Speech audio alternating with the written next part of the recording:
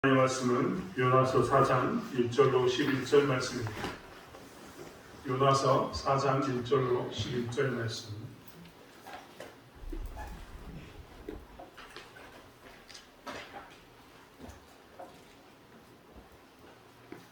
요나서 4장 1절로 11절 말씀을 전했으면 다같이 함께 합독하겠습니다.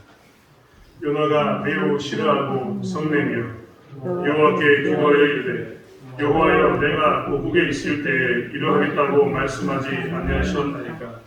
그러므로 내가 빨리 다시스로 도망하였사오니 주께서는 은혜로우시며 자비로우시며 노하기를 더디하시며 이내가 크시사 뜻을 돌이켜 재앙을 내리지 아니하시는 하나님이신 줄을 내가 알았음이니이다.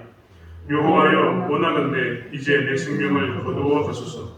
사는 것보다 죽는 것이 내게 나음이니이다 하니 여호와께서 이르시되 내가 성내는 것이 옳으냐 하시니라.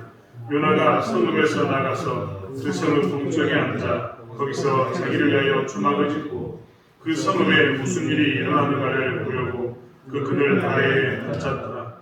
하나님 여호와께서 동명쿨을 예비하사 요나를 가리게 하셨으니 이는 그의 머리를 위하여 그늘이 지게 하며 그의 결혼을 면하게 하여 하심이었더라. 요나가 동명쿨로 말미암아 그게 기뻐하였더니 하나님이 원리를 예비하사 이튿날 새벽에 그 동명쿨을 갉아먹게 하심에 시드니라. 해가 뜰 때에 하나님이 뜨거운 동풍을 예비하셨고 이는 요나의 머리에 조임해 요나가 혼미하여 스스로 죽기를 구하여 이르되 사는 것보다 죽는 것이 내게 나으니이다 하니라. 하나님이 요나에게 이르시되 내가 이 동명쿨로 말미암아 성내는 것이 어찌 옳으냐 하시니 그가 대답하되 내가 성내어 죽기까지 할지라도 옳으니이다 하니라.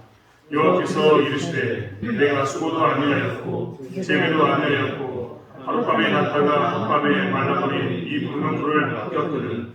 하물며 이 큰 성읍 니느웨에는 좌우를 분별하지 못하는 자가 12만 명이요 가축도 많이 있나니 내가 어찌 바뀌지 아니하겠느냐 하시니라.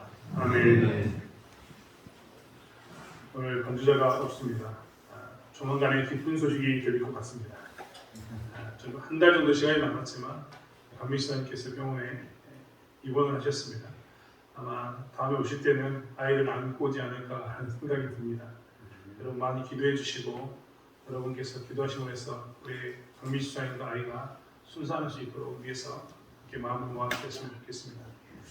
좀 걱정되는 것은 아직 한 달이 남아서 좀 걱정되는데 하나님께서 책임져 주실 줄 믿기 때문에 간구만 하고 저도 두려워하지는 않습니다만 여러분 함께 기도하시면 그 아이가 태어났을 때 우리에게 더 큰 기쁨이 임할 줄 믿습니다.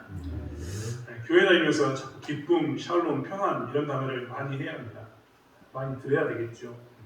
교회 오면서 저주를 먹고 가고 싶은 사람이 있을까요? 저 문에 들어왔을 때는 힘들고 어려운 감이 있었지만 나가면서는 위로를 받고 평안을 누리고 나가면서 문제를 해결받는 것이 대부분 우리가 가져오는 이 교회에 가지고 있는 마음들입니다. 교회에 들어올 때뿐만 아니라 사실 교회 일을 할 때도 마찬가지입니다. 내가 교회 의자를 닦고 교회 바닥을 청소하고 빗자루질 하고 또 우리 권사님들 화장실 청소하시는 거 제가 가끔 이렇게 뵀는데 가끔 제가 본 이유는 권사님들이 몰래 조용히 왔다 조용히 오셨다가 하고 하시는 분들이 계시더라고요. 그런 분들을 보면 교회 일을 하면서 그분들은 기쁨을 하는 생각이 있을 겁니다. 내가 이 섬김을 통해서 얼마나 기쁠까, 이 섬김을 통해서 그들이 좋아하는 것을 보면 얼마나 행복할까, 이런 것을 기대하고 있을 수 있습니다.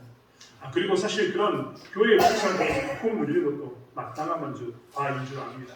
기쁨을 누려야 되겠죠. 근데 전 반대로 그런 일이 있습니다. 교회에 왔는데 기쁨이 사라집니다.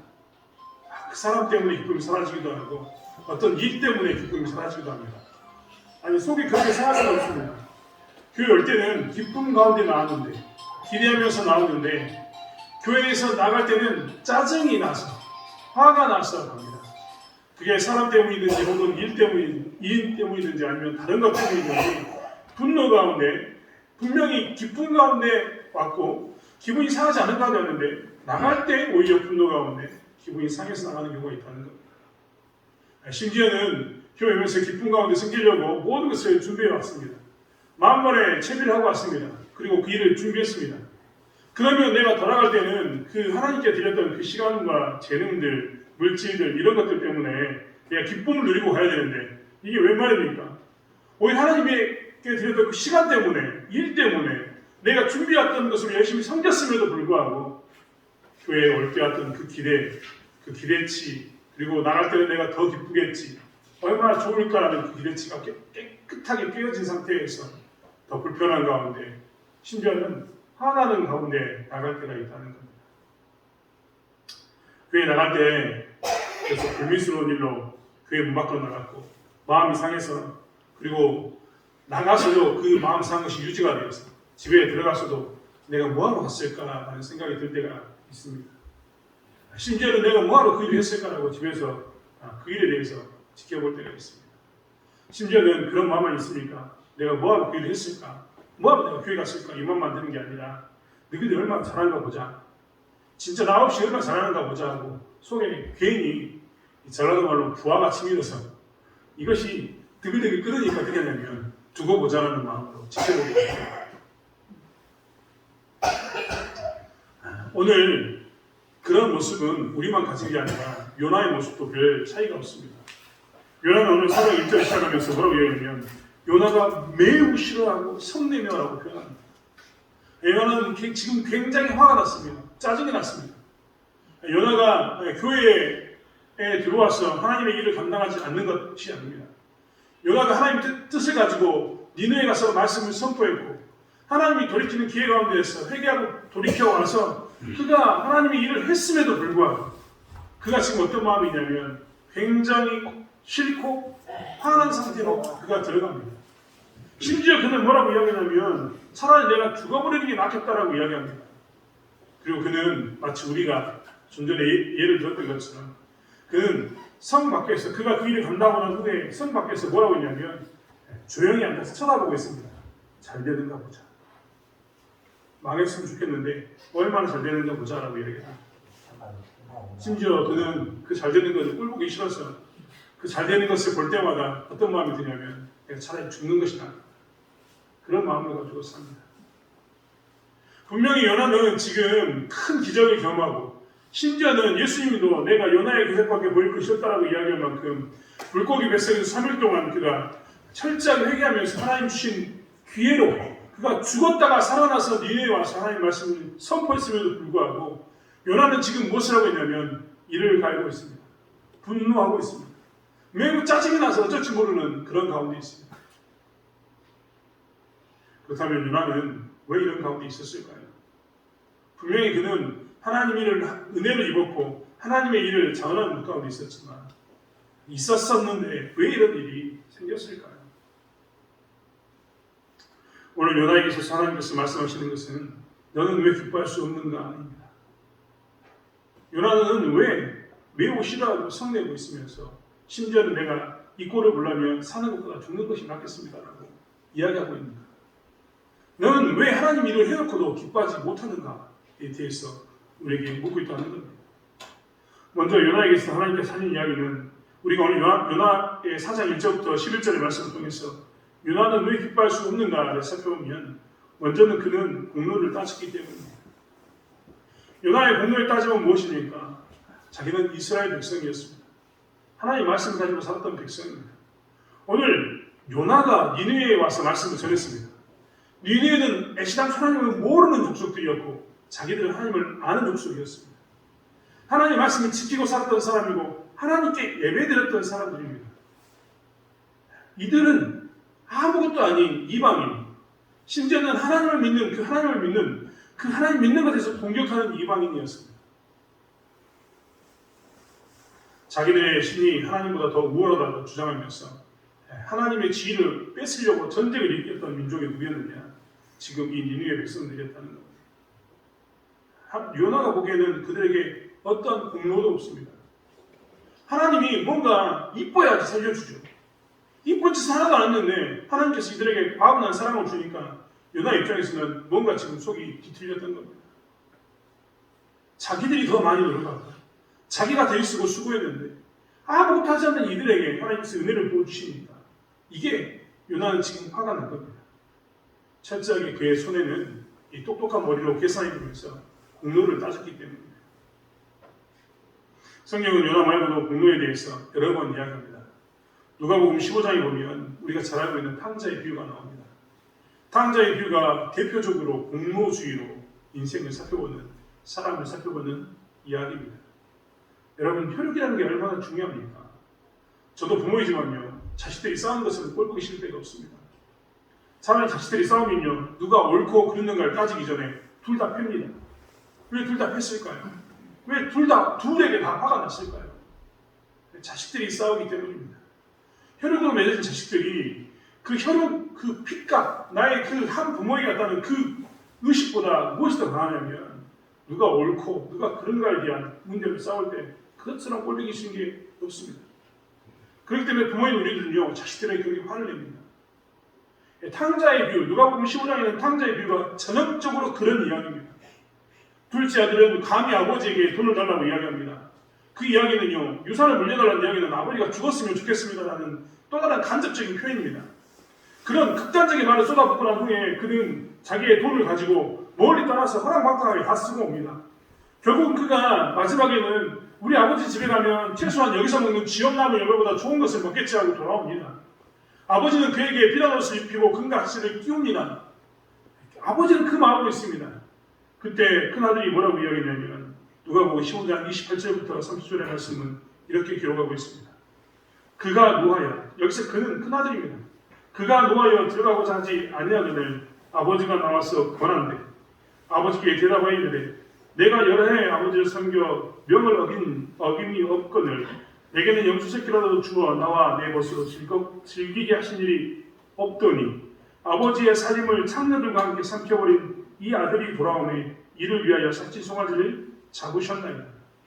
그 집에 있는 큰아들은 돌아온 그 탕자에 대해서 분노했습니다. 그리고 아버지에게도 분노했습니다. 심지어는 아버지가 나와서 권했습니다. 아들아, 네가 화내지 않고 잔치에 참여했으면 좋겠다. 동생이 돌아온 이 잔치에 네가 함께했으면 좋겠다라고 이야기하는데 그는 들어가지 않고 아버지에게 분노하면서 이야기를 했던 겁니다. 아버지는 내가 여러 해 동안 아버지를 섬겼는데 그리고 아버지의 뜻을 내가 어긴 적이 없었는데 그때는 한 번도 나에게 염소 새끼를 잔치를 배설한 적이 없더니 오늘 모든 것을 다 삼켜버린 모든 것을 버리고 온 저 아들을 위해서는 송아지를 잡느냐라고 이야기합니다. 내가 했던 공로와 저 아들이 했던 공로를 비교해보면 내가 아버지의 말을 잘 들었고 아버지를 위해서 열심히 수고했고 나는 아버지 한 번도 죽으라고 이야기한 적이 없이 아버지를 잘 공경했는데 왜 나에게는 하지 않고 그에게만 합니까? 라고 이야기하는 겁니다. 전형적으로 자신의 공로를 이야기하는 아들입니다. 두 번째로 여기와 있는 것은 아닙니다. 공로주의에 대한 또 다른 이야기는 마태복음 20장에 나옵니다. 마태복음 20장에는 이제 시간별로 들어오는 그 종들에 대한 이야기가 나옵니다. 사실 이때 이 가수원의 주인이 품꾼을 삽니다. 품꾼을 샀는데 새벽 일찍 품꾼을 사고 낮에 품꾼을 사고 해가 다 떨어져서 이제 곧 문을 닫을 쯤에도 품꾼을 삽니다. 그리고 그 품꾼들에게 삭스를 나눠주는데 제일 늦게 온 사람에게 무엇을 주느냐? 한 데나리온을 주게 됩니다. 그러자 낮에 온 사람, 새벽에 온 사람은 기대치가 생깁니다. 그가 한 데나리온을 받았다면 나는 최소한 2데나리온, 3데나리온, 4데나리온을 받겠지라고 생각합니다. 그런데 주인은 그들에게 한 데나리온씩 지급합니다. 그 상황을 경험했던 이 마태복음 20장에 있었던 그 품꾼들은 주인에게 이렇게 이야기합니다. 마태복음 20장 10절부터 12절의 말씀에 보면 먼저 온 자들이 와서 더 받을 줄 알았더니 그들도 한 데나리온씩 받은지라. 받은 후 집주인을 원망하여 이르되 나중 온 이 사람들은 1시간밖에 일하지 아니하였거늘 그들을 종일 수고하며 더위를 견딘 우리와 같게 하셨나이다. 여기도 일찍 왔던 품꾼들은 뭐가 하냐면 주인에게 원망하고 분노합니다. 심지어는 그들은 하루밖에 1시간밖에 일 안 했는데 왜 우리와 같이 하루 종일 일한 사람이 일한 우리와 똑같은 품꾼을 주느냐라고 이야기합니다. 그들이 하는 이야기는 나의 공로는 하루 종일 일 쓰고 수고했던 공로였고 그의 공로는 1시간짜리였는데 왜 나에게 주는 가치와 내가 했던 그 공로와 그의 공로를 같은 것으로 취급하느냐였습니다. 철저하게 그들은 공로를 따집니다. 자기가 했던 일을 따지고 자기가 투자했던 시간을 따지고 자기가 했던 노력을 따지면서 내가 더 많은 노력을 했으니까 더 많은 것을 누리는 것이 마땅하다고 이야기합니다. 더 적은 노력을 한 저들은 나보다 못한 것이 마땅하다고 이야기합니다. 하지만 하나님의 생각은 전혀 그렇지 않습니다. 공로주의로 따지는 그들에게 마태복음 20장 16절은 이렇게 이야기하고 있습니다. 이와 같이 나중된 자로서 먼저 되고 먼저 된 자로서 나중되리라 라고 이야기합니다. 공로주의의 결과 공로를 따졌던 사람들은 자기가 먼저 왔음에도 불구하고 나중된 자가 됩니다. 먼저 된 자가 되었지만 나중된 자로서 밀려나게 되는 그런 일이 있습니다. 심지어는 나중된 자가 먼저 되는 그런 역설이 나타나게 됩니다. 왜 이런 일이 나타났을까요? 공로주의로 따져보면 일평생 공로 때문에 원망하거나 불평합니다. 내가 이만큼 했는데, 내가 이만큼 노력했는데 나의 이 수고에 대해서 인정하지 않는 것에 대해서 일평생 분노하게 됩니다. 하지만 나중된 자들, 은혜를 입은 자들은 어떻게 될까요? 여러분, 우리는 마태복음 20장에 있는 데나리온의 비유를 통해서 그 마지막 한 시간이 남았음에도 불구하고 집에 들어가지 못했던 사람의 심정을 이해해야 합니다. 여러분, 어떤 가장이 마지막 하루 종일 시간을 다 보냈는데 마지막 한 시간이 남을 때까지 그 일자리를 구하는 자리에서 떠나지 못하고 있을까요? 가장 절박한 사회입니다. 내가 오늘 이 한 시간만이라도 일을 해서 무엇인가를 얻지 않는다면 내 가족이 죽을 수밖에 없는, 내가 책임지는 그 가정은 아무것도 할 수 없는 그 절박한 가운데 있는 사람만이 어떻게 하냐면 마지막 한 시간까지 기다리게 되는 겁니다. 제가 알고 있는 오늘날의 일용 근로자들, 이 직업 소개소에서 기다리고 있는 사람은요, 새벽 일찍 나옵니다. 그리고 대부분 그들은 10시쯤 되면 다 집에 갑니다. 그들은 다 흩어져서 어디로 가느냐? 일자리 못 얻었다고 술 한잔 먹고 흩어집니다. 왜 그럴까요? 그들에게 있어서는 더 이상 일이 없다는 것을 알기 때문에 그들은 떠나버립니다. 이게 보통 사람들의 모습입니다. 그런데 그 사람은 마지막 한 시간 남을 때까지 기다렸던 겁니다. 그 사람, 그 나중된 자가 은혜를 입으면 주인에게 어떻게 될까요? 주인에게 먼저 된 자가 됩니다. 먼저 된 자들은 그들의 공로를 따지다가 나중된 자가 되는데, 이 나중된 자들은 은혜를 하기 때문에 어떻게 되느냐? 먼저 된 자가 되었다는 겁니다. 오늘 하나님께서는 요나에게 몹시 분노하고 성내고 있는 요나에게 차라리 내가 죽었으면 좋겠다라고 이야기하는, 이 꼴을 보려면 죽었으면 좋겠다라고 이야기하는 요나에게 묻습니다. 너의 공로는 무엇이냐? 네가 공로를 따지면서 너의 공로의 결과가 이것밖에 되지 않느냐고, 내가 했던 수고가 이것밖에 되지 않느냐고, 내가 했던 수고, 내가 했던 하나님 일에 대한 대가가 이것밖에 되지 않느냐고, 이 대가를 받을 거면 차라리 죽겠노라고 이야기하는 너의 공로가 도대체 무엇이냐라고 하나님께서는 묻고 있는 겁니다. 여러분, 오늘 이 공로를 따지고 있는 요나를 한번 살펴볼까요?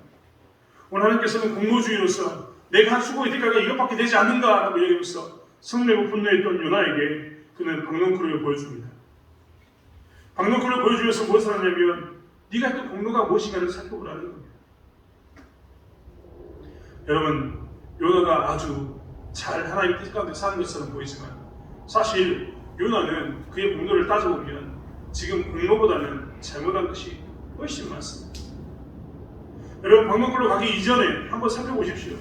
하나님께서 요나에게 무엇을 명령했냐면 니느웨 성으로 가서 말씀을 전하라고 얘기했고 그들의 복음을 선포하라고 이야기했습니다. 그런데 요나는 지금 어디 가냐면, 사장에 있는 요나를 보면 요나는 지금 니느웨 성에 있지 않습니다. 요나는 5절에 보면 요나가 성읍에서 나가서라고 얘기합니다. 요나는 원래 니느웨 성에 있어야 했는데 성 밖으로 나갔습니다. 하나님의 명령에 따라 있는 게 아니라 사실 그는 무엇인가 열심히 일을 했고 하나님의 뜻대로 내가 한 일이 적지 않다라고 이야기하는데, 사실 요나의 태도를 보면 그는 여전히 성읍에 있어야 되는 그 말씀에 순종하지 않고 나가버립니다. 심지어는 성 밖에 나간 이유는 뭡니까? 그들이 잘 되기를 원합니다라는 하나님 주셨던 그 명령을 쫓아서 그가 밖에서 기다린 게 아니라 지금 무엇을 하고 있냐면 무슨 일이 일어나는가 한번 보자, 너희들에게 무슨 선한 것이 있는가 보자라고 따져보면서 있습니다. 성 밖에 나간 이유도 곰곰이 따져보면 하나님께서 원치 않는 마음 가운데 그는 있습니다. 심지어는 우리가 알고 있는 것처럼 성 밖에 무슨 일이 있는가 보려고 그가 지금 있다라고 성 밖으로 나가서 앉아있다라고 이야기했는데, 요나는 지금 성 밖에 나가서 무슨 일이 있는가 지켜보는 방관자가 되어서는 절대 안 됩니다. 왜냐하면 하나님께서 분명히 말씀하셨습니다. 니네로 가서 네가 뭐 해야 된다고요? 말씀을 선언해야 된다고, 선포해야 된다고 얘기했던 겁니다. 하나님의 마음을 정확히 아는, 하나님의 마음을 알고 하나님 일을 했던 이 공로를 주장할 요나가 되려면 어떻게 되냐면, 최소한 하나님의 마음을 알고 절박한 심정으로 지금 성 밖에 있는 게 아니라 성 안에서 마지막까지 니네 사람들에게 혹이라도 한 사람이라도 더 돌아오라고 외치면서, 아니 너희들은 지금 거기에 있어서는 되지 않는다라고 외치고, 그것으로 부족하니까 더욱 하나님께 매달리라고 외치고, 하나님의 뜻에 대해서 그들은 요나는 마지막까지 부르짖고 외치는 가운데 있었어야 했던 겁니다. 하지만 우리가 봤던 것처럼 요나서 3장에 있는 말씀처럼 요나는 사흘 동안 가야 할 길을 하루밖에 외치지 않았습니다. 큰 길 지나가면서 외쳤습니다. 지금은 성 밖에서 방관자가 되어서 쳐다보고 있습니다. 그는 스스로가 생각하기에 나는 공로가 있다. 나는 하나님 일을 했는데 왜 기쁘지 않는가? 내가 하나님 일을 했으면 최소한 내 마음 가운데 기쁨이 있어서 저만큼은 돼야 되는데 라고 이야기하면서, 차라리 그럴 거면 내가 죽는 게 낫겠습니다라고 할 만큼 나는 뭔가 기대치가 있었다라고 이야기하는 그에게 하나님은 내 공로는 사실 무엇인가를 묻고 있다는 겁니다. 열심히 한 것처럼 보이지만 그는 하나님 말씀에 열심히 살고 있지는 않습니다. 박넝쿨로 가볼까요? 하나님은 그런 그에게 박넝쿨을 보내줍니다. 요나는 그의 공로주의 가운데 했던 또 다른 외침이 숨어 있었는데 그것은 무엇이냐면, 하나님 이게 공입니까? 하나님 이게 정의입니까? 라는 것이었습니다. 그 수고는, 자기의 수고는 정의를 위한 것이었고 자기의 공로는 정의를 위한 것이었고, 그렇게 정의를 위한 그 수고와 예수를 위해 살았는데 하나님 이게 뭡니까? 라는 외침이 있었다는 겁니다. 그래서 하나님께서는 누가 더 정의로운가, 누가 더 그 원래 하고자 했던 일에 더 많은 수고를 했는가를 살펴보게 하기 위해서 박넝쿨을 허락하신 겁니다. 오늘 박넝쿨은 하나님께서 6절에 뭐라고 하시냐면, 하나님이 여호와께서 박넝쿨을 예비하사 요나를 가리게 하셨다라고 이야기합니다. 박넝쿨은 하나님께서 그에게 주신 겁니다. 요나가 한 수고는 아무것도 없습니다. 요나는 그 박넝쿨을 위해서 씨를 뿌리거나 물을 주거나 한 적이 없습니다. 그 자리에 씨를 떨어뜨린 것도, 그 자리에서 자라게 하신 것도 하나님이 하셔서 요나는 그저 누리고 있었을 뿐입니다. 이 박넝쿨의 생명을 한번 보십시오. 하나님께서 박넝쿨의 생명에 대해서 이야기하십니다. 10절의 말씀에 보면 하룻밤에 말라버린 이 박넝쿨이라고 표현합니다. 이 박넝쿨의 수명은 언제냐면 하루뿐입니다. 하루뿐. 아주 작은 기간입니다. 그리고 이 박넝쿨은 성경에서 말한 것처럼 한 넝쿨일 뿐입니다. 한 넝쿨. 박넝쿨은 그 한 넝쿨입니다. 자기의 머리를 가릴 수 있는 그 한 넝쿨.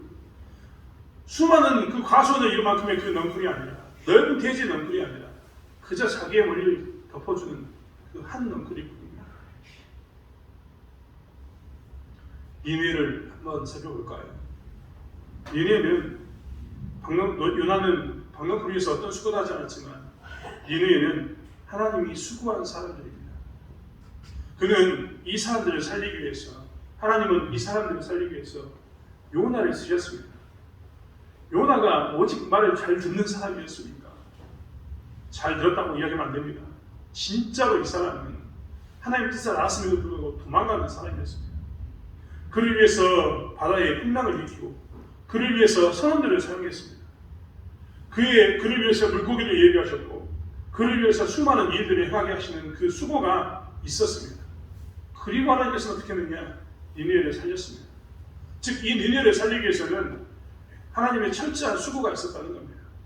집요할 만큼 요나를 쫓아가서 그 요나를 불러온 그 수고가 하나님에게 있었습니다. 니느웨 사람들을 한번 살펴보시기 바랍니다. 요나는 식물, 하룻밤 만에 잠깐인 식물의 그 박넝쿨을 사랑했지만 하나님이 사랑하는 대상은 영원한 사람의 생명입니다.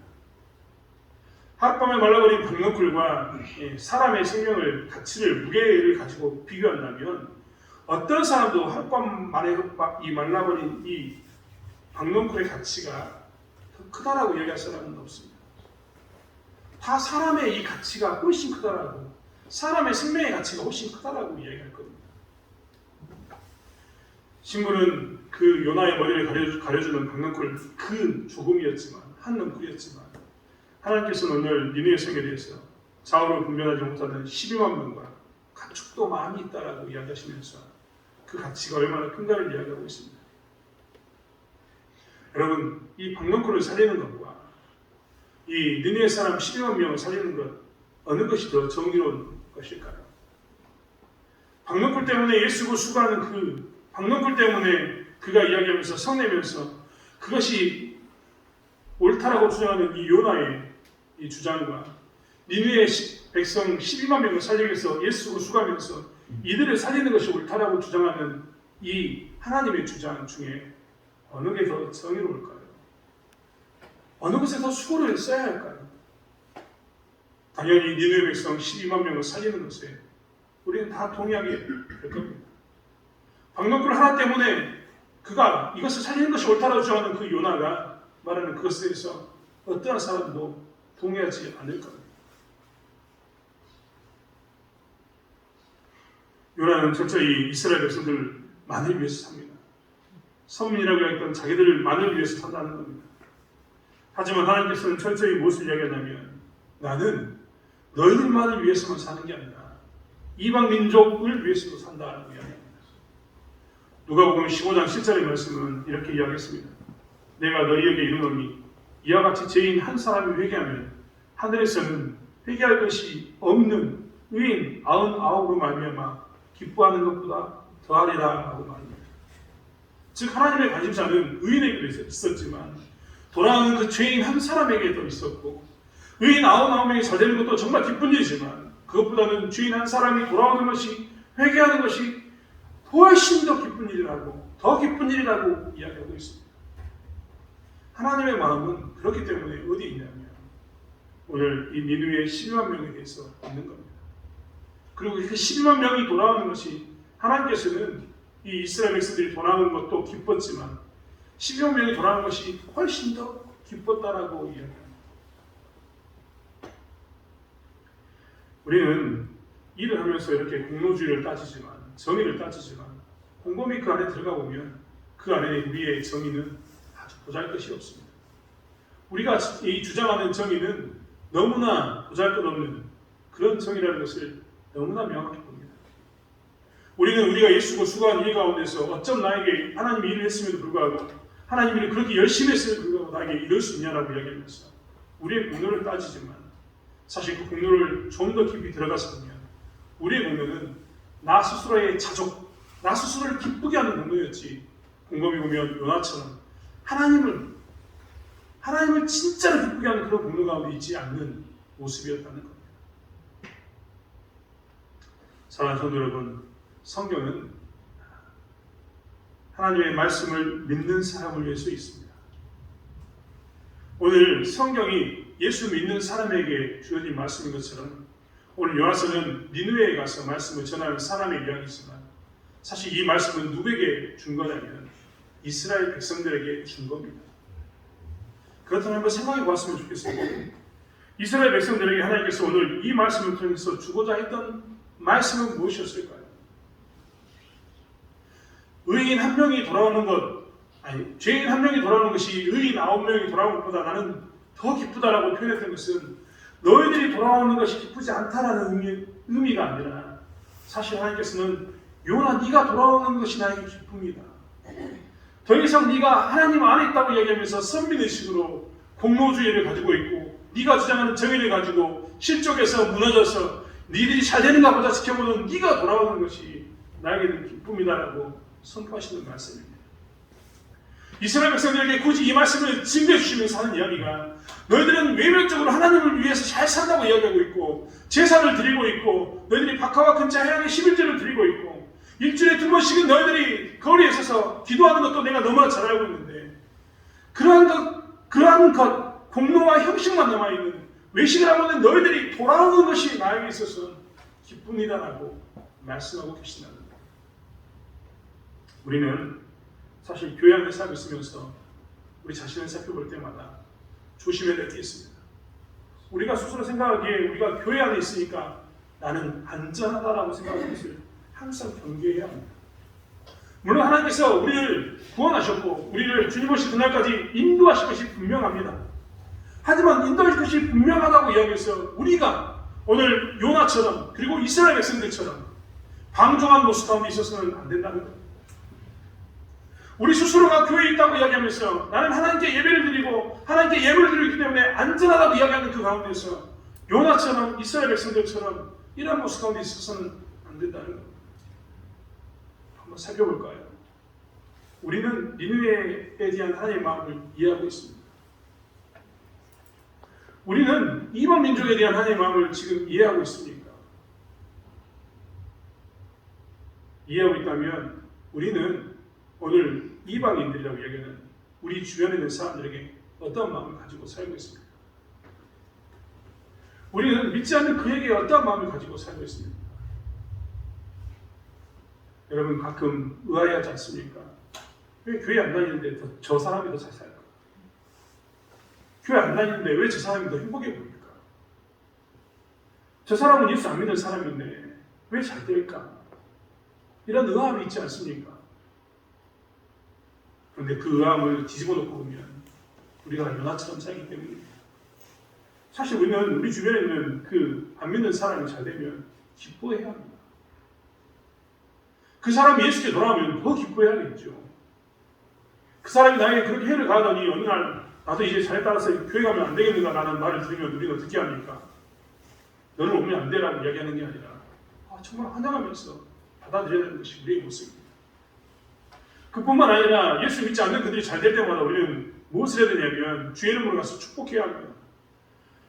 당신은 비록 하나님을 믿지 않지만 이 모든 것을 주장하는 하나님께서 당신에게 복 주셨습니다라고 고백해야 되는 것이 우리의 모습인 겁니다. 그리고 그들에게 무엇을 해야 되냐면 하나님의 사랑을 나누는 것들이 우리의 모습이어야 되는 것을 보게 됩니다. 교회 오면서 처음 온 사람이 열심히 내는 거 보면 화가 나십니까? 지가 뭘 안다고 저렇게 열심히 하냐? 지가 뭘 안다고 내 말을 무시하냐? 이런 마음이 드십니까? 아니요. 그런 마음이 들 이유가 전혀 없습니다. 그가 열심히 내면 우리는 무엇을 해야 되냐면 그를 격려해야 합니다. 해봐라. 나도 해봤지만 너도 한번 해봐라. 그리고 은혜를 누려라라고 이야기하는 것이 우리의 모습입니다. 주의를 같이 하면서 그가 내 말을 듣지 않으니까 분노가 납니까? 아니 그것은 이렇게 하는 것이 옳은데 그가 굳이 내 말을 듣지 않고 다른 길로 가는 것처럼 보여서 화가 나고 짜증이 나서 일을 팽개치고 난 다음에 돌아가서 잘 되는가 보자 일을 가셨습니까? 혹시 그랬다면 우리는 그런 이유가 전혀 없습니다. 우리 교회는 그들이 일을 할 때마다 새로운 방식을 가지고 오면 예전엔 내가 이랬는데 이 방식으로 한번 해보는 것도 어떨까라는 것을 고민하면서 함께 그 일에서 동참해서 즐거운 가운데 그 일을 세워가는 것이 우리의 진짜 모습입니다. 사실 신자는 그렇게 살아야 합니다. 우리의 공로주의를 내려놓고 우리의 정의를 내려놓고 하나님께서 원하는 모습 가운데 서야 되는 것이 신자의 모습이라는 겁니다. 오늘 성경은 굉장히 묘하게 요나서를 마무리 짓습니다. 요나서 말씀의 마지막은 요나서 4장 10절과 11절로 끝납니다. 10절과 11절의 말씀을 같이 한번 읽어볼까요? 요나서 4장 10절과 11절의 말씀을 같이 함께 합독하겠습니다. 여호와께서 이르시되 내가 수고도 아니하였고 재배도 아니하였고 하룻밤에 났다가 하룻밤에 말라버린 이 방명풀을 합격거든. 하물며 이 큰 성읍 니느웨에는 좌우로 분별하지 못하는 자가 12만 명이요 가축도 많이 있나니 내가 어찌 바뀌지 아니하겠느냐 하시냐. 하나님은 요나에게 잘했다 잘못했다 가타부타 대답을 하지 않습니다. 오직 물음표로 질문을 던집니다. 내가 어찌 아끼지 아니하겠느냐. 내가 그를 사랑하는 것이 마땅하지 않겠느냐. 너는 나 없이 일이 잘 되겠는가 보자라고 이야기하는데 그를 통해서 내가 일을 잘 되게 하는 것이 옳지 않겠느냐. 그 일을 하는 그가 좀 부족해 보여도 지금 그를 내가 아끼는 것이 옳지 않겠느냐. 그가 지금 하나님을 믿지 않지만 내가 그를 아끼는 것이 옳지 않겠느냐라고 하나님께서는 반문하고 계신다는 겁니다. 즉 요나에게 우리에게 하시는 말씀은 그들의 기쁨 가운데 너희들도 기뻐하고 그들이 하는 일 가운데 너희들이 지지자가 되고 그들의 일 가운데서 너희들이 두고 보자라고 이야기하는 것이 아니라 나의 말을 듣지 않았으니 너는 두고 보겠다라고 이야기하는 게 아니라 그럼에도 불구하고 뒤에서 보이지 않는 손으로 기도하고 돕는 역할을 감당하면서 세우는 것이 마땅하지 않겠느냐라고 묻고 계신다는 겁니다. 오늘 우리는 교회를 어떻게 세워가야 될까?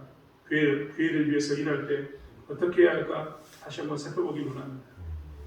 교회에서 요나처럼 마음이 무너질 이유가 전혀 없습니다. 교회를 하다가 성내고 분해할 일이 전혀 없습니다. 여러분, 누군가가 여러분의 일을 하면서 처음 오신 분이 함께 한다면 기뻐해야 할 일 아니겠습니까? 드디어 나와 함께 일할 사람이 생겼기 때문에 기뻐하면 됩니다. 그가 한다고 이야기하면 나는 다른 일을 찾아서 섬기면 됩니다. 이것이 하나님의 마음을 이뤄가는 일이고 교회를 세워가는 일이며 이웃을 사랑하는 길이기 때문입니다. 사랑하는 성도 여러분, 우리는 아주 작은 것에 기뻐합니다. 나에게 주신 이 박넝쿨 같은 것에 기뻐하지만 오늘 박넝쿨만 바라보지 마시고 니누의 12만 명을 바라보면서 하나님의 마음을 가지고 나에게 오지 않아도, 나에게 주어지지 않아도 하나님의 마음을 가지고 이웃을 살피고 새로운 가족들을 살피고 나가는 저와 여러분이 되기를 원합니다. 그리고 주의를 감당할 때마다 기쁨이 넘쳐서, 감사가 넘쳐서, 은혜가 넘쳐서 즐거워하며 신앙이 성장하는 삶을 살아가는 저와 여러분이 되기를 원합니다. 기도하겠습니다. 하나님, 우리는 왜 기뻐할 수 없는가? 우리는 왜 기뻐하지 못하는가? 살펴보기 원합니다. 하나님, 내가 주의 일을 하면서 왜 기뻐하지 못합니까?